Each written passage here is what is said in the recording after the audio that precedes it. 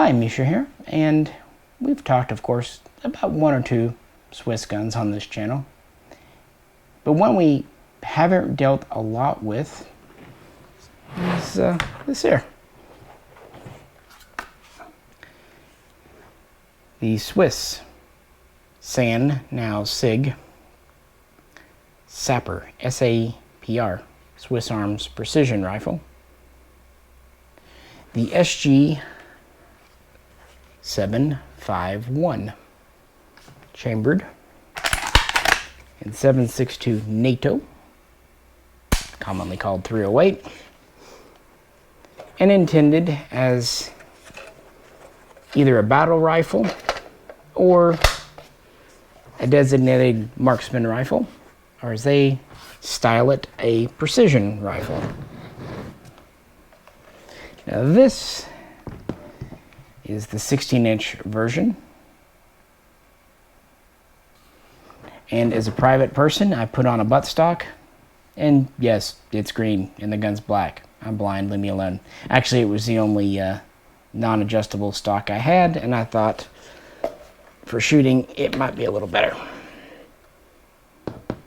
So let's talk about the history and the variations, and then we'll take her apart to look inside, and we'll take it to the range for some test shots. The SAPR, or Swiss Arms Precision Rifle, comes in as a pistol marked as the SG751P. That's regardless of the barrel length. But once in the USA, one can either add an arm brace or a stock when it's privately owned, so that's what I did. I put this on as a private person for shooting, and since the barrel on this particular model is 16.0 plus the flash hider, we are good to go. And this is essentially the same as a SG-550, or actually an SG-551, but scaled up for the mighty 7.62 NATO cartridge. And this is very much a product of the 21st century. But it does trace back to the sniper. The sniper was introduced in the late 80s, but it met with limited success. It was quite accurate with proper ammo, even as tight a group as a 0.75 to 0.8 MOA, with everything being right. And it was tough because it was based on the 5.5 series. It didn't require a lot of special setup and everything, but it had two major drawbacks. One, it was extremely expensive. Two, it fired 5.6 GP90 or 5.56 NATO. Pretty anemic little round for long-range shooting. However, originally SIG, who developed it, didn't see this as a problem because it was meant more for police use in urban environments, relatively close range, say under 600 yards or meters. And if militaries were going to use it, they expected it would be special forces units, counterterrorism groups, things of that nature. But regardless, it didn't sell great and was taken out of production quietly in the early 2000s. But going back to 1995, SIG started kind of looking in to what they could do to replace it. Maybe upscaling to fire a new cartridge. And pretty quickly they decided, since the Cold War was over and all that, neutrality, everything, not so important, they would go with 7.62 NATO. Made sense because they were targeting export militaries and law enforcement. And 7.62 NATO has perfectly good performance with match-grade ammo. So that is what they did. But first they needed to get the 5.52 Commando out, and then SIG sold off its firearms division. That became Swiss Arms Neuhausen, rebranding as SAN. And then quite soon after they did get the SG-553 out, which was an improved 5.52 Commando, they started work around 2007, 2008 on the SAPR here, as you see it. And it would kind of enter into testing around 2009, running through 2010. And it was first shown off and orders were being taken by 2011. Interesting little factoid.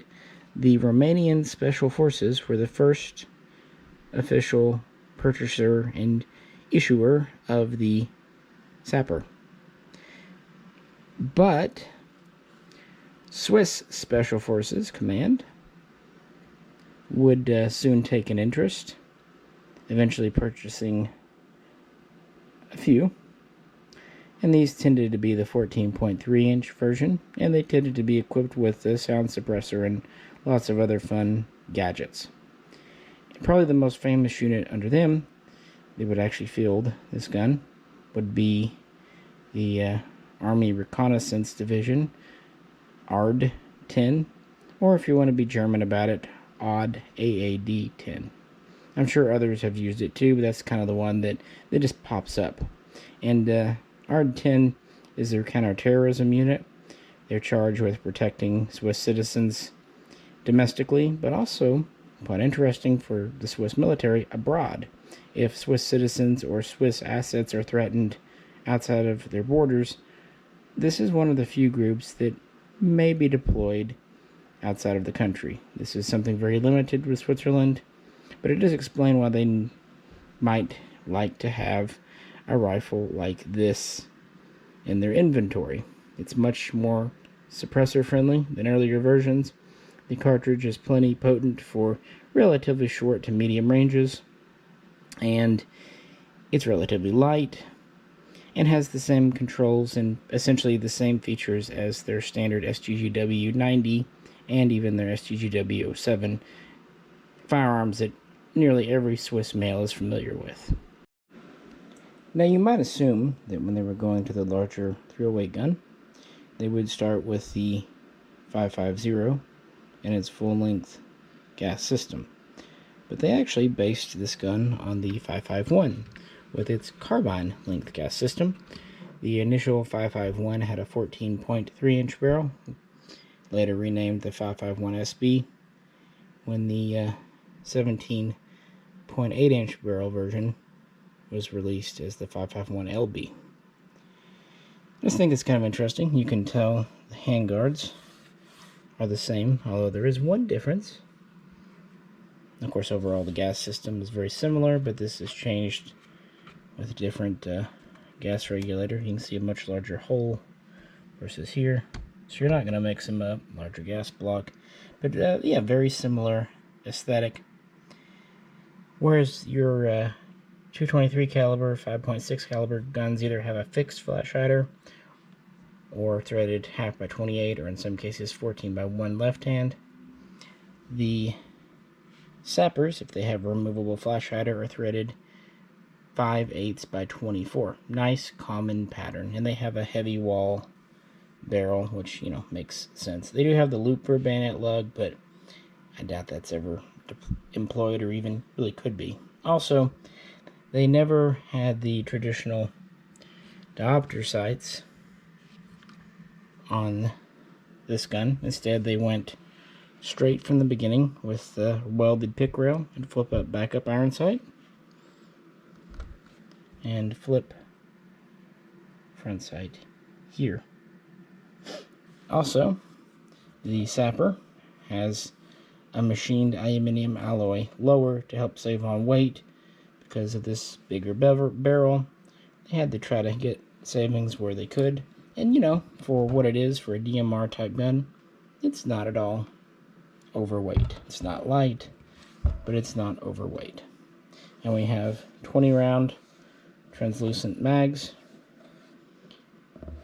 These are the standard for this gun. They're pretty much your typical rock and lock. We have the folding trigger guard.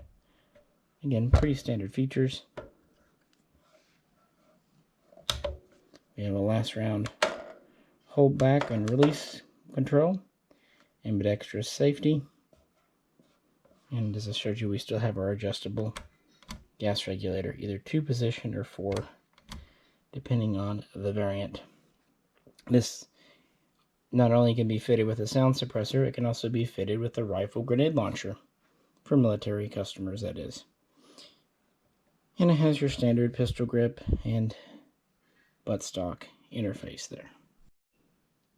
Flipping these over, remember I said the handguards are the same except for one difference. Notice the stud on the 223, the 551 for your stock, and that there's no stud here. They use the same mold, you can tell because they just machined it off, but either way it's not on the handguard. Instead, it's actually back here on the receiver. And this was done, of course, because the SAPR requires a longer, larger receiver for the new cartridge. Obviously, it has a larger ejection port, much larger bolt, larger mag well. That's why if you kind of line them up where their butt plates are even, they stay even through here, but then whoop, around the mag well, this one stretches out a good bit more, about an inch.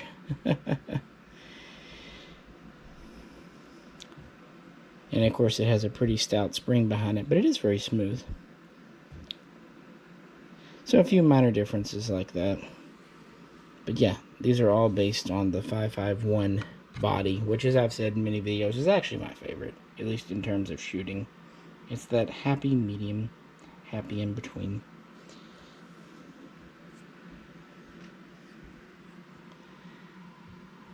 So there we have it.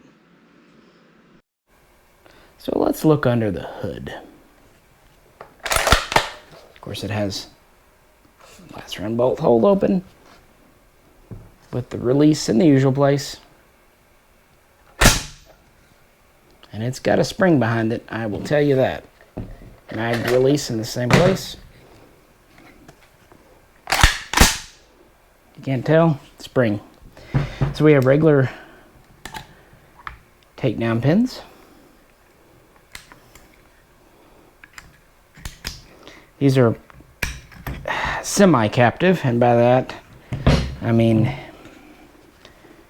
you press them in, there's a button here, it releases, and then there's little prongs, but you can take them all the way out if you need to. A neat little system that Switzerland has been using since the days of the SG-751.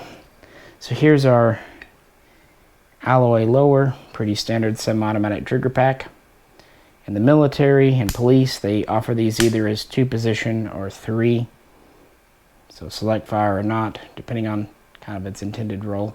But I do like this alloy lower. It does save on weight. Standard pistol grip, standard winter trigger. And the trigger can be adjusted, at least the stop here can be adjusted. Moving to our upper. Pretty standard disassembly.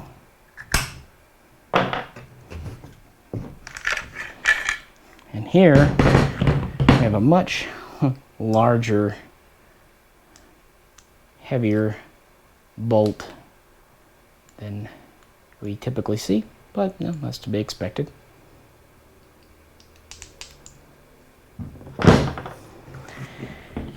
And of course, here's our gas regulator. We can pull this out. This one's the 2-position. Here's our piston and spring. Notice it's not the braided spring. And our handguards come off in the usual manner. They are modified 551. Here's our barrel. As you see, it's a pretty decently heavy profile. Got markings under here. And a few on the sides for proofs. This is, of course, still stamped steel. And we could go ahead and remove the gas tube, but don't really need to. Just push this in and this rotates out. It's pretty Pretty self-explanatory. When they were testing the original 5.5 guns, they were worried about corrosion of the gas system, so they made this very easy to get out as such.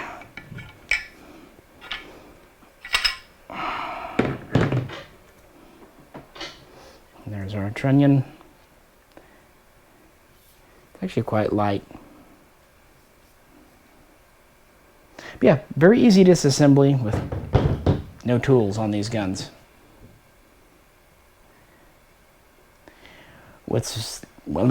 Sorry. With that, let's move on.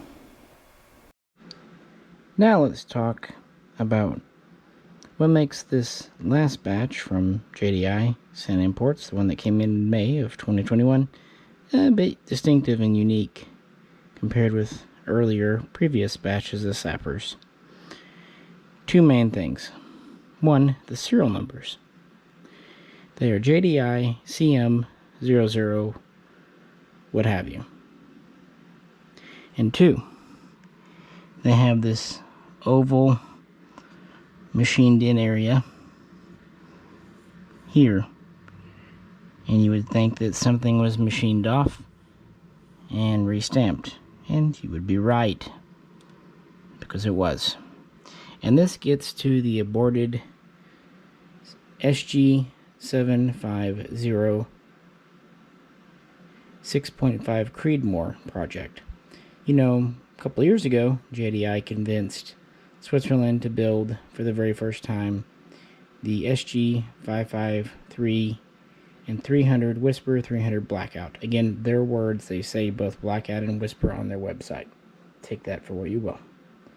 That was the first time they'd ever done it.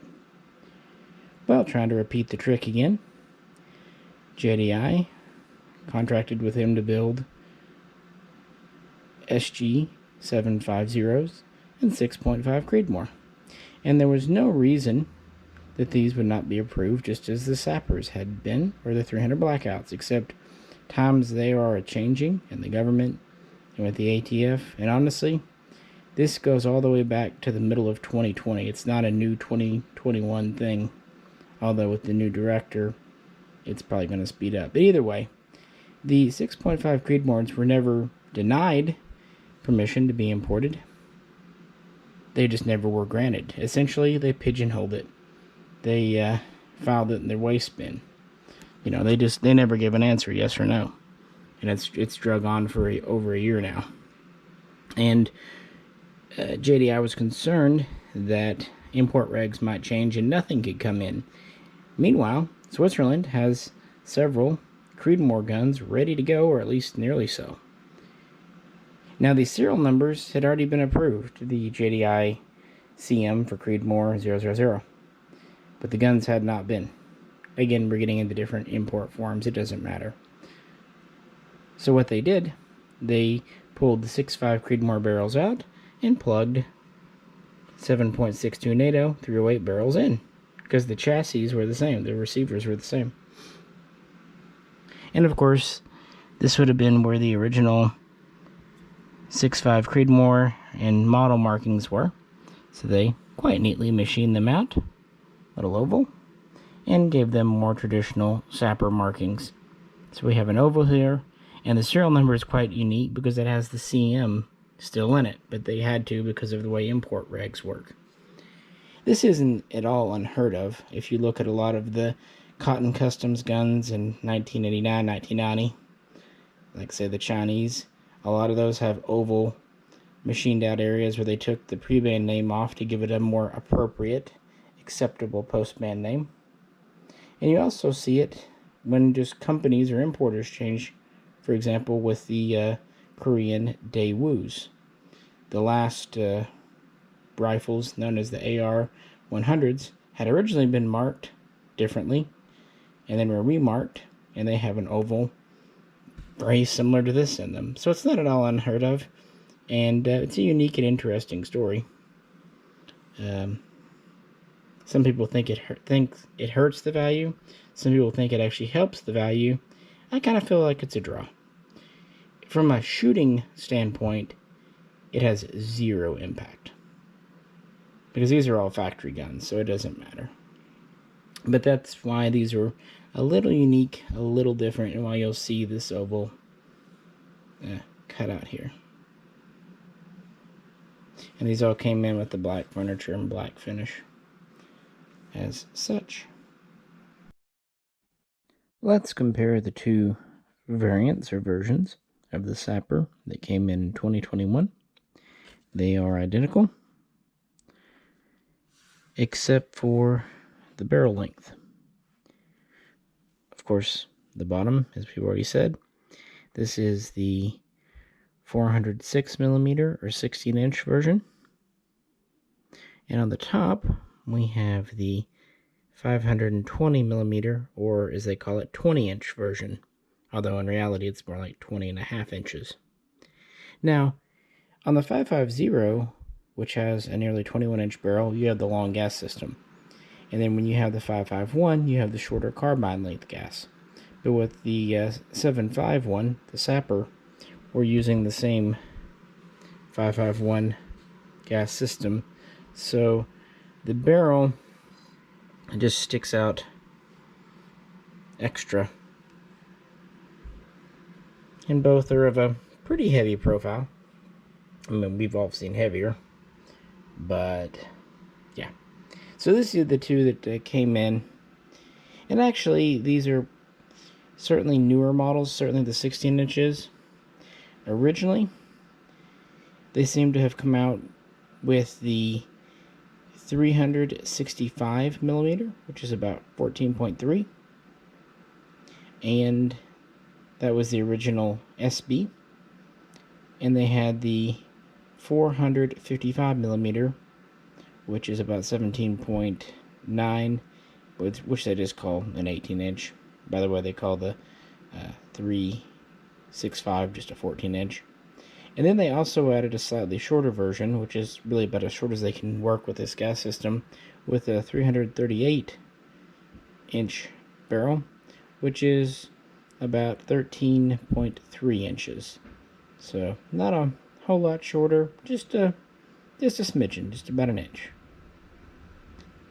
And so those are the 5 more or less common barrel lengths, and they just kind of cut it to size. The 14.3 is probably the coolest looking one. It's also neat that that's what ARD-10 uses, but of course you have to either SBR or use it with a arm brace instead of a stock. So with that in mind, 16 looks quite nice and proportionate, and it's not too hefty. The 18 and the 20, honestly, you're getting a lot of barrel hanging out here. It does add a lot of weight. You don't get a longer sight radius, not that you would be using your iron sights really primarily anyway, but there you go. So that's why for this video I picked a 16-incher for the range testing and all that. But I did want to mention the other barrel lengths. Otherwise the guns are the same, black with alloy lowers. I think there are some furniture options, rails for the handguards, adjustable or standard buttstock, and there's a few different pistol grip options, and there might even be a match trigger option. I do know that they offer these in either safe semi, so 2-way fire mode, or safe semi automatic, so 3-way. I don't believe they do a 4-way with burst, but I very much could be wrong, so please correct me. And again, the 20-round mag is the standard, either with or without locking tabs. And just because, and we're lucky to have both here, we'll flip them over so you can get an idea of the angle on this side. And if you like the 20, that's fine, I understand. This definitely is more reminiscent of its 550-1 sniper ancestor, with the barrel sticking out. It's about the same heavy profile. And again, both are threaded, because these are often used with sound suppressors, including by ARD-10 or AAD-10 if you want to be a German about it. Again, in the past, JDI has imported other lengths, namely the 14.3. But the problem there, of course, is you have to worry about the SBR. I think they've also done the 13-incher. So they pretty much all have come in at one time or another, but the ones under 16 just aren't as popular for obvious reasons. A brace on a 223 or even 300 blackout's one thing. Yeah, on a 7.62 NATO, probably not quite as alluring. Alright. So with that, I promised we would take this to the range. Unfortunately, where we were at was in the mountains, and unfortunately I didn't have an optic to let the people with me try out. But this does have iron sights, and these aren't worthless. The front is windage adjustable, and the rear peep, although it's a small peep, is elevation adjustable, and these are actually quite fine sights. Over in Switzerland, many shooters are able to get out to 100 even more meters with these type sights. So they're serious sights, they really are. So with that, we'll give it a go with iron sights. By the way, the trigger on this, not half bad at all, frankly. So let's run a few rounds to this, and then we'll talk about how it's shot and actually kind of compare it with an Aussie L1A1 FAL. I am rolling, ready when you are. Alright, very first shots out of the SAPR. Helps if I take the safety off. It's kind of an awkward place safety on this one.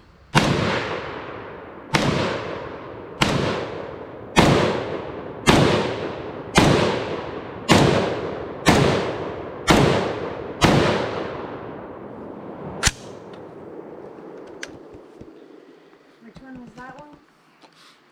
The SG-751, it's called a SAPR, Swiss Arms Precision Rifle.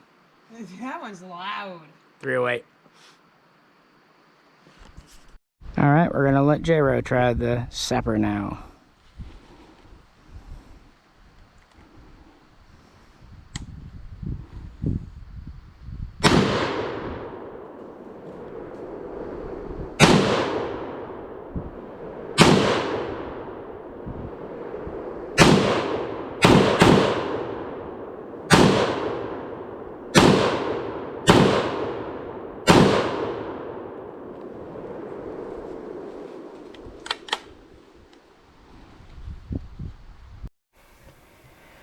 So no surprise, 100% reliable. I mean, I wouldn't expect anything less.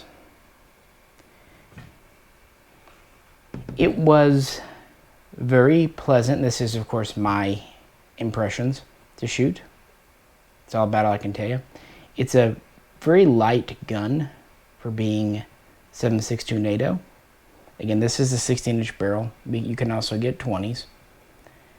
It's relatively heavy, but you have a lot of weight savings in the receivers and the furniture.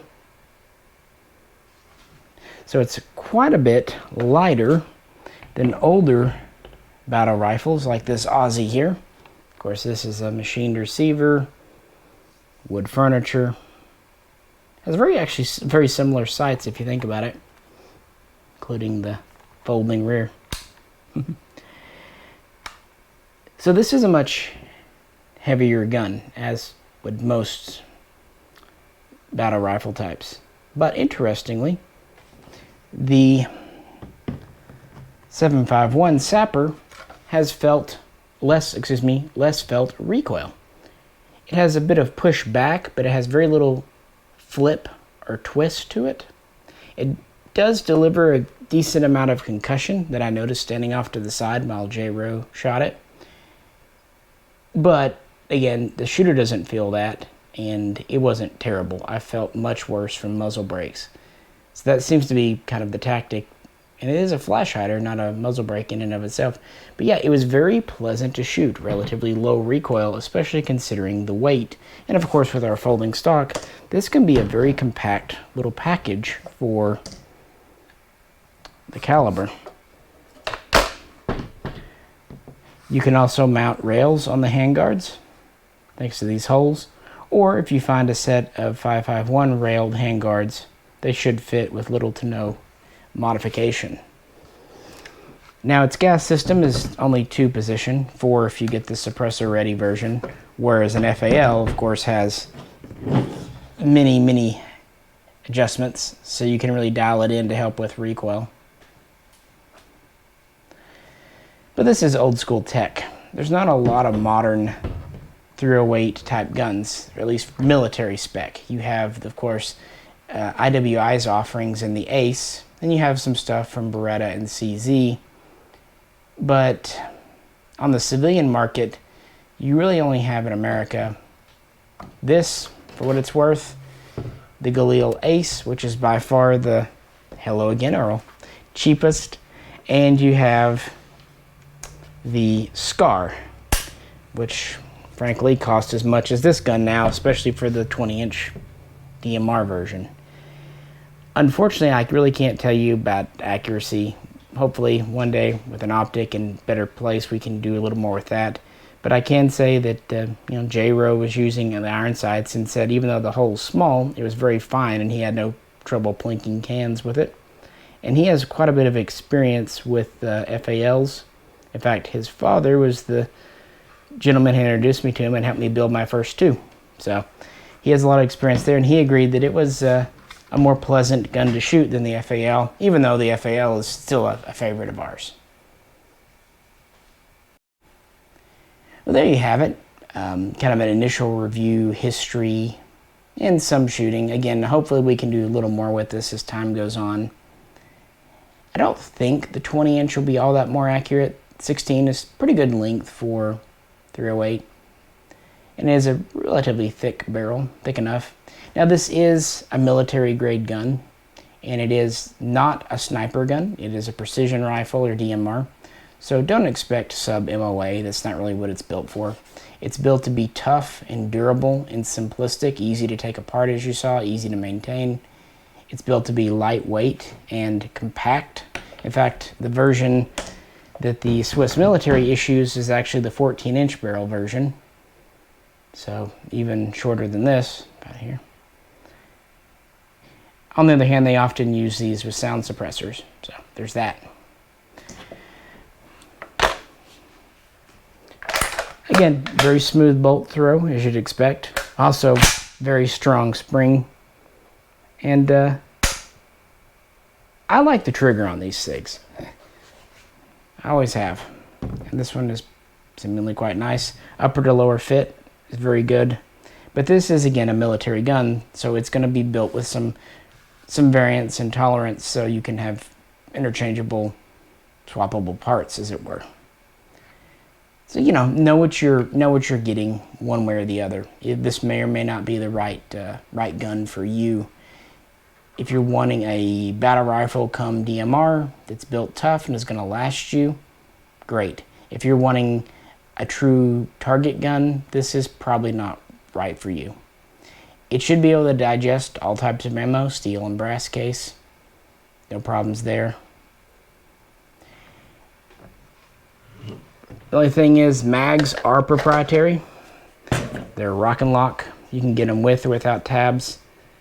They're not crazy expensive when you find them. $60, $70 at least as imported. I mean, not cheap, but a lot of 308 mags are more expensive, like Valmet's.